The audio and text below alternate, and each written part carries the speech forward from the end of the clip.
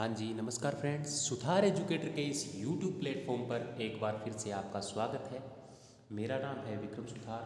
तो H S C सी E T #1 यानी कि फर्स्ट लेक्चर में मैं आपका बहुत बहुत हार्दिक स्वागत करता हूँ। मैंने कोशिश की है कि उन क्वेश्चंस को कंसीडर किया जाए जो कि आने वाले अग्रिम एग्ज़ाम्स सी ई टी या एच एस सी के अदर एग्ज़ाम्स जिनमें ये पूछे जा सकते हैं।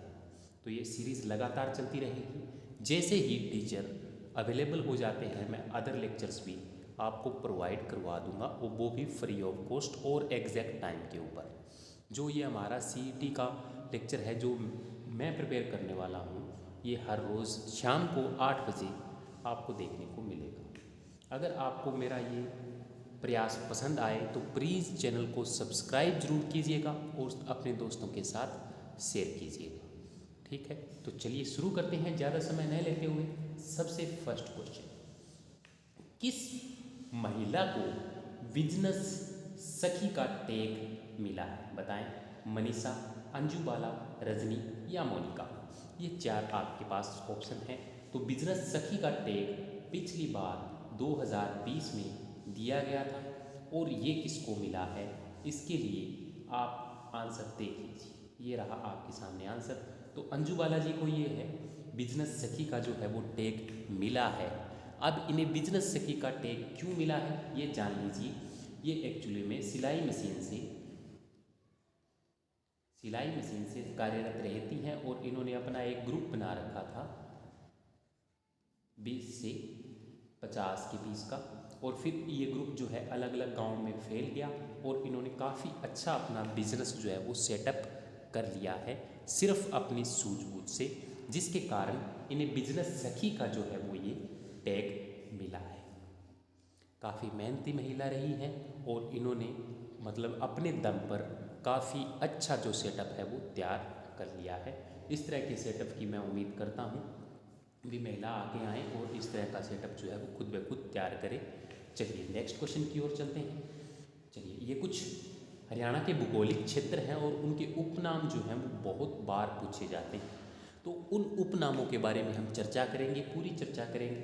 चलिए सबसे पहले देख लीजिए, city of Dharmanagari and city of Paris. City of Paris लिखा हुआ है, यहाँ पास नहीं है। ठीक है, ये ध्यान दीजिएगा। ब्रॉन्ज सिटी, वीर भूमि, हार्ट ऑफ हरियाणा, तालाबों एवं बावड़ियों का शहर हरियाणा का पेरिस, साइबर सिटी, मनोरंजन city, paper city, sugar city और बुनकर सिटी। इन सब के आंसर्स देख लीजिए, ये रहे आपके स्क्रीन पर। सबसे देखो, सिटी ऑफ पेरिस और धर्मनगरी कुरुक्षेत्र। अच्छा, इसे धर्मनगरी क्यों कहा जाता है? क्योंकि यहाँ पर धर्म युद्ध हुआ था, जिसे हम महाभारत के नाम से जानते हैं। और ये महाभारत का युद्ध कितने दिनों तक चला था? 18 दिनों तक चला था। कितने दिनों तक? 18 दिनों तक चला था। चलिए नेक्स्ट देखिए, ब्रोंज सिटी या वीर भूमि किसे कहते हैं? तो वीर भूमि या ब्रोंज सिटी रिवाड़ी को कहते हैं। इन्हें वीर भूमि क्यों कहते हैं? वीर भूमि इसीलिए कहते हैं क्योंकि रिवाड़ी एक ऐसा जिला है जिसके अंदर सबसे ज़्यादा भारतीय सेना के अंदर जवान है। भारतीय सेना के अंदर सबसे ज़्यादा जवान जो है वो कहाँ है? रेवाड़ी से है। ये बात आप याद रखेंगे। हार्ट ऑफ हरियाणा इसे बोलते हैं। जींद को क्यों बोलते हैं? क्योंकि जींद जो है वो सबसे ज़्यादा बीच के अंदर है, बिल्कुल सेंटर के अंदर है, और ये चारों ओर से घिरा हुआ है। इसे लैंड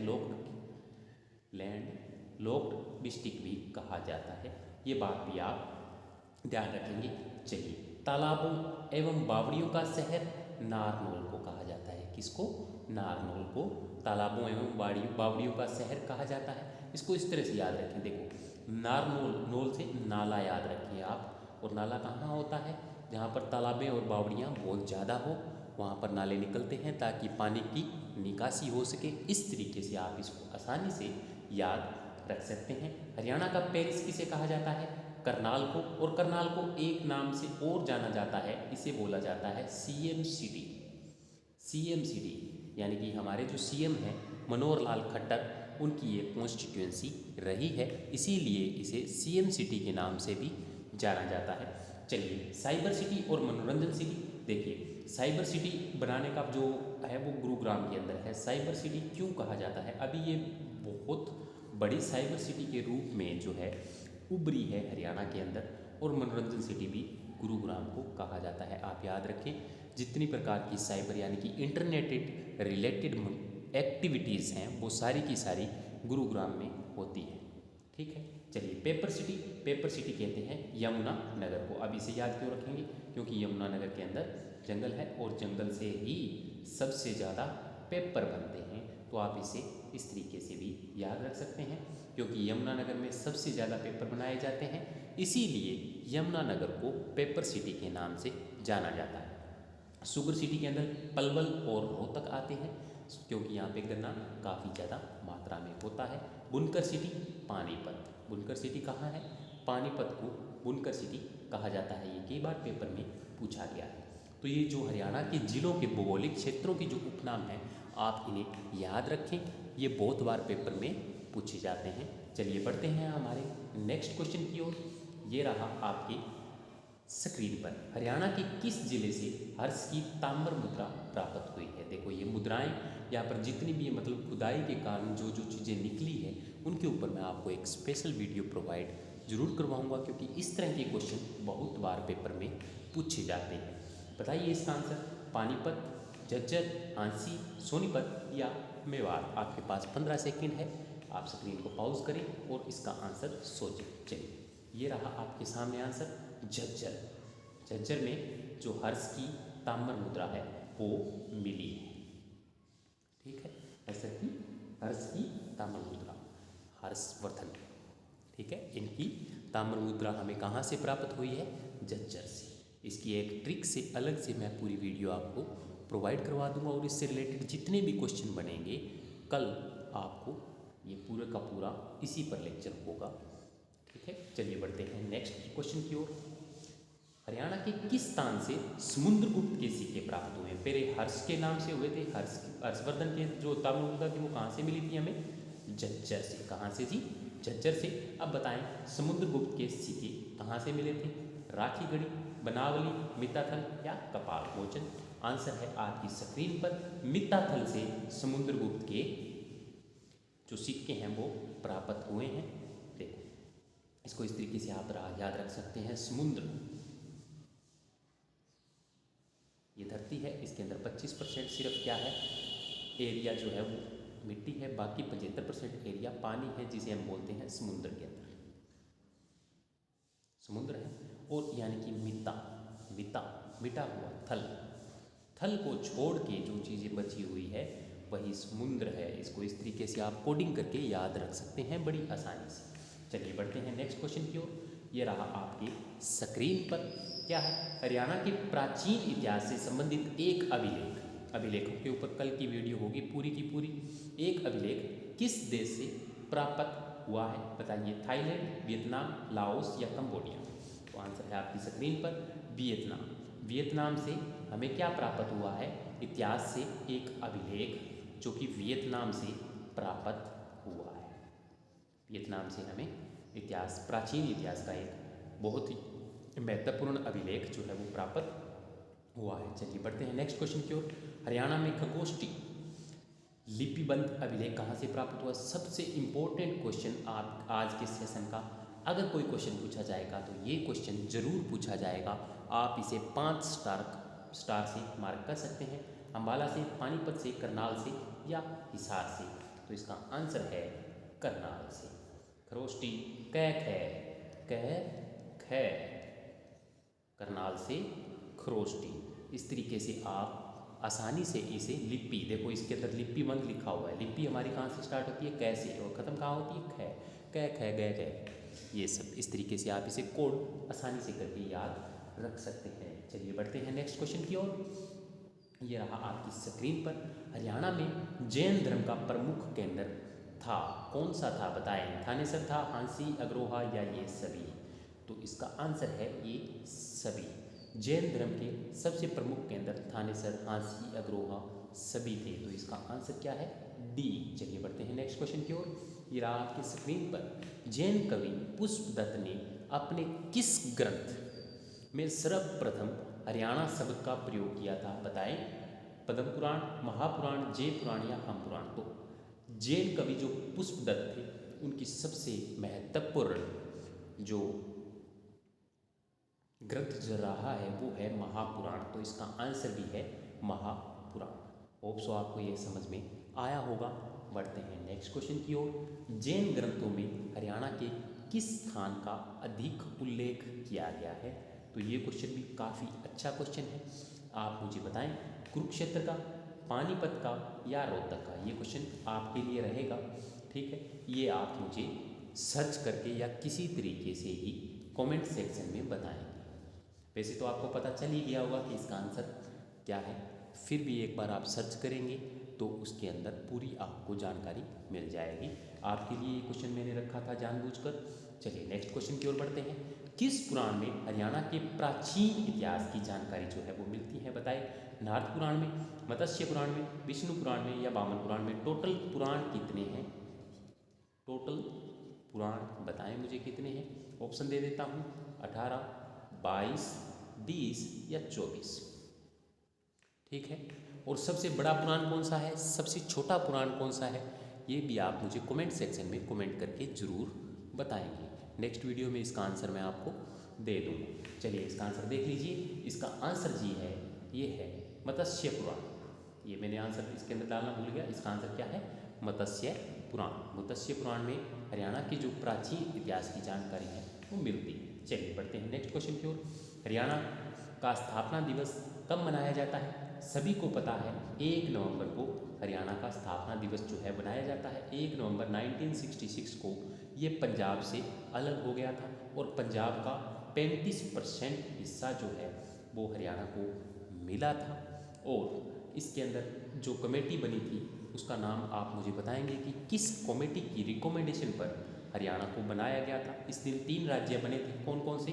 पंजाब, हरियाणा एंड हिमाचल। जो कमेटी बनी थी उसके अंदर 3 मेंबर थे, बता देता हूं। एस दत्त, MM फिलिप और एक वो जिनके नाम पर कमेटी है वो आप मुझे कमेंट सेक्शन में कमेंट करके बताएंगे, क्योंकि आप सभी को ये पता है तो बड़ी आसानी से आप इसका आंसर कर पाएंगे। चलिए बढ़ते हैं नेक्स्ट क्वेश्चन की ओर। ये रहा आपकी स्क्रीन पर। चिलचला वन्यजीव अभयारण्य हरियाणा के किस जिले में स्थित है? बहुत बार पूछा गया क्वेश्चन और काफ़ी इंपॉर्टेंट और काफ़ी आसान क्वेश्चन है। ये रहा आपकी स्क्रीन पर आंसर। कुरुक्षेत्र में है चिलचिला वन्यजीव अभयारण्य। ये वन्यजीव अभयारण्य वगैरह पर भी एक अलग से वीडियो हम जरूर बनाएंगे। चलिए बढ़ते हैं नेक्स्ट क्वेश्चन। हरियाणा का कौन सा जिला गेहूं उत्पादन के लिए अग्रणी है? पहले 3 जिलों के नाम आप मुझे कमेंट सेक्शन में कमेंट करके बता सकते हैं अगर आपको पता है तो। वैसे तो जो पढ़ रहे हैं उनको ये पता है, क्योंकि ये क्वेश्चन वही हैं जो पिछले ईयर्स के पेपर के अंदर आए हुए हैं। चलिए ये रहा स्क्रीन पर आपका आंसर, सिरसा। सिरसा वो जिला है जिसके अंदर गेहूं का उत्पादन सबसे अधिक हो रहा है। ये अभी की लेटेस्ट रिपोर्ट है। चलिए बढ़ते हैं नेक्स्ट क्वेश्चन की ओर। हरियाणा का सर्व प्रमुख इको पार्क कौन सा है? बताएं। कलेसर वन्यजीव अभयारण्य, नाहर वन्यजीव अभयारण्य, भिंडावास या सुल्तानपुर पक्षी विहार? भिंडावास जींद के अंदर है, ये बात आप याद रखेंगे। सुल्तानपुर पक्षी विहार कहाँ है ये बताएंगे। नाहर और कलेसर भी बताएंगे। कलेसर यमुनानगर, नाहर वन्यजीव अभयारण्य और सुल्तानपुर पक्षी विहार गुरुग्राम के अंदर। आंसर है सुल्तानपुर पक्षी विहार। इसको सलीम अली भी बोलते हैं,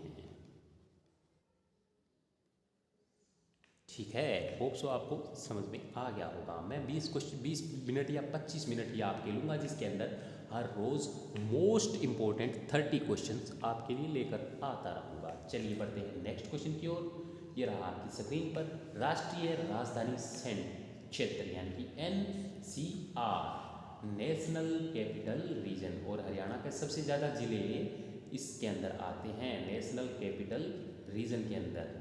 आप मुझे कमेंट सेक्शन में कमेंट करके बताएंगे कितने ज़िले जो हैं, सॉरी माफ़ कीजिएगा मैंने आंसर भी लिख दिया था, कितने ज़िले इसके अंदर आते हैं।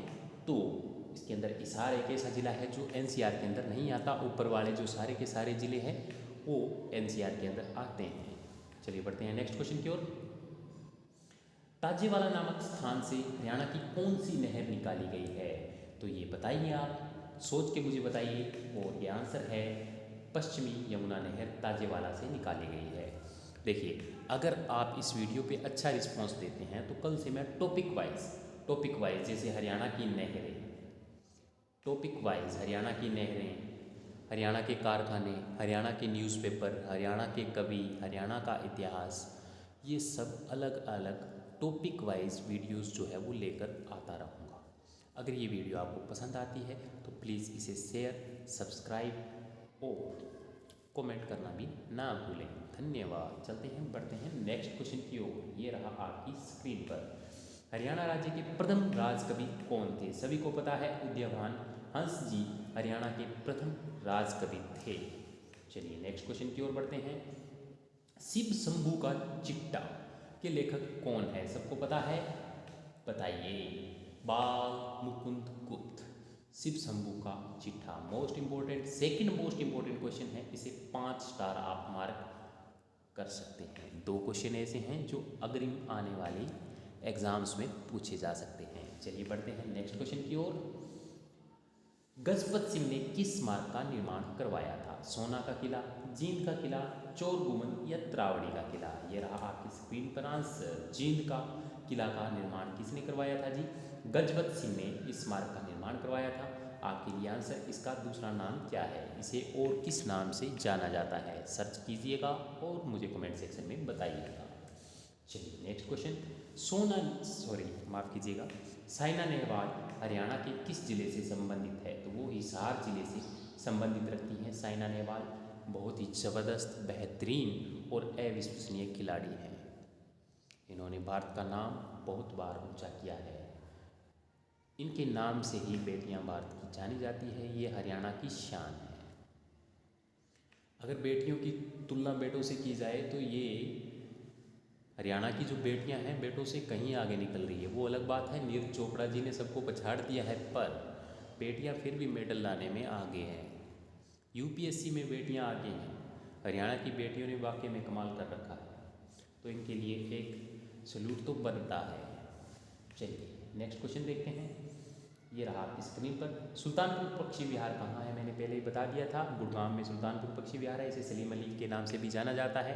बीरबारा वन अभ्यारण्य मैंने पहले ही बता दिया था, जींद के अंदर, क्योंकि जींद को जिद से पता करो और इसको लैंडलॉक करती या हार्ट ऑफ हरियाणा यानी कि हरियाणा का हृदय या हरियाणा का दिल कहा जाता है जींद को, और ये आंसर है जींद। बीरबारा पक्षी वन अभ्यारण्य भी यही है। Next question. हरियाणा के राममेर का संबंध किस खेल से है? Most important question. हरियाणा के राममेर का संबंध कबड्डी से रहा है। चलिए नेक्स्ट क्वेश्चन की ओर बढ़ते हैं। निम्न में से कौन सी भाषा हरियाणा की प्राचीन भाषाओं में से एक है? तो ये क्वेश्चन आप सब लोगों के लिए बहुत ही ज़्यादा स्पेशल है। क्यों? काफ़ी एग्जाम्स में, अच्छे एग्जाम्स में ये क्वेश्चन पूछा गया है। निम्न में से कौन सी भाषा हरियाणा की प्राचीन भाषाओं में सम्मिलित की गई है? छांदस, संस्कृत, कोरबी या ये सभी? आंसर है आपकी स्क्रीन पर। ये तीनों की तीनों भाषाएं जो है हरियाणा की प्राचीन भाषाओं में सम्मिलित की गई है, क्योंकि बहुत सारे लोग इसमें संस्कृत मार्क करके आएंगे और माइनस में 1/4 लेके जाएंगे, तो ये ध्यान रखिएगा। चलिए बढ़ते हैं नेक्स्ट क्वेश्चन की ओर। हरियाणा का राजकीय वृक्ष क्या है? सबको ही पता है, पीपल हरियाणा का जो वो है राजकीय वृक्ष है। चलिए बढ़ते हैं नेक्स्ट क्वेश्चन की ओर। ये आपके लिए बहुत ही अच्छा क्वेश्चन है। किस मुस्लिम शासक ने 1000 और 1026 AD के मध्य भारत पर 17 बार आक्रमण किया था? बहुत सारे लोगों को इसके अंदर कन्फ्यूजन रहती है कि वो महमूद गजनी था या गोरी था। तो इसका आंसर है महमूद गजनी। और कैसे याद रखोगे आप, महमूद गजनी था या मोहम्मद गोरी था? कौन था वो जिसने 17 बार आक्रमण किया था? ठीक है, कैसे याद रखेंगे? देखो 17 काफ़ी बड़ा अंक है, तो इसको गजनी और गोरी, इसको इस तरीके से आप याद रखें। इन दोनों में से बड़ा कौन है? गजनी। तो गजनी ने ही 17 बार आक्रमण किया था। ये बात आप इस तरीके से कोड कर याद कर सकते हैं। चलिए बढ़ते हैं नेक्स्ट क्वेश्चन की ओर। हरियाणा की मुख्यमंत्री रत्न पुरस्कार किस क्षेत्र में दिया जाता है? काफ़ी अच्छा और महत्वपूर्ण क्वेश्चन जो अपने आप में एक विशेष स्थान रखता है। इसका आंसर है औद्योगिक श्रमिकों को मुख्यमंत्री रत्न पुरस्कार जो है वो दिया जाता है। चलिए ये रहा आपकी स्क्रीन पर नेक्स्ट क्वेश्चन। हरियाणा का सर्वाधिक वर्षा वाला क्षेत्र कौन सा है? सबको ही पता है, उत्तर पूर्वी हरियाणा। सबसे ज़्यादा हरियाणा में कहाँ बारिश होती है? आप कमेंट करके ज़रूर बताएं। वैसे मैंने लेक्चर में बता दिया है, अगर आपने वो नहीं सुना तो पीछे जाके सुन सकते हैं। हरियाणा की कौन सी मौसमी नदी घग्गर का विलय किस नदी में होता है? हरियाणा की मौसमी नदी घग्गर का विलय किस नदी में होता है, या फिर किस जगह पे होता है, किस स्थान पे होता है? तो वो राजस्थान के रेगिस्तान के अंदर जाकर ये ख़त्म हो जाती है। और घग्गर का जो एंड आ जाता है लगभग सिरसा के अंदर इसका एंड आ जाता है। सिरसा के अंदर घग्गर का एंड ही मान तो, क्योंकि यहाँ पर आके ये अंतिम जो इसकी पूंछ है वो यहीं समाप्त हो जाती है, जो राजस्थान के अंदर एंट्री लेने के बाद समाप्त हो जाती है। चलिए नेक्स्ट क्वेश्चन बढ़ते हैं। उदीच्य ब्राह्मण समाचार पत्र हरियाणा के किस शहर से प्रकाशित किया जाता है? काफ़ी अच्छा क्वेश्चन है और आंसर है करनाल से। ये क्वेश्चन भी उन क्वेश्चन के अंदर स्थान रखता है जिनको हमने 5 स्टार मार्क किया था। इसको भी आप 5 स्टार मार्क करके रख सकते हैं। बढ़ते हैं नेक्स्ट क्वेश्चन की ओर। सॉरी, यहाँ पर स्लाइड जो है ख़त्म हो गई। 30 क्वेश्चन जो थे वो लगभग कंप्लीट हो चुके हैं, एक बार माफ़ कीजिएगा। 30 क्वेश्चन आपके पूरे के पूरे जो है वो कंप्लीट हो चुके हैं। अगर आपको मेरा ये सेशन पसंद आया तो प्लीज़ चैनल को सब्सक्राइब जरूर करें और शेयर जरूर करें। मैं ये 20 या 25 मिनट के अंदर हर रोज़ 30 क्वेश्चन आपके लिए लेकर आता रहूँगा, वो भी टॉपिक वाइज आते रहें, बहुत अच्छी रहेंगे। जैसे ही मुझे जो टीचर मिलते हैं आपको पूरा का पूरा बैच फ्री ऑफ कॉस्ट मैं प्रोवाइड करवा दूंगा। आज के लिए इतना ही, मिलते हैं नेक्स्ट वीडियो में। धन्यवाद।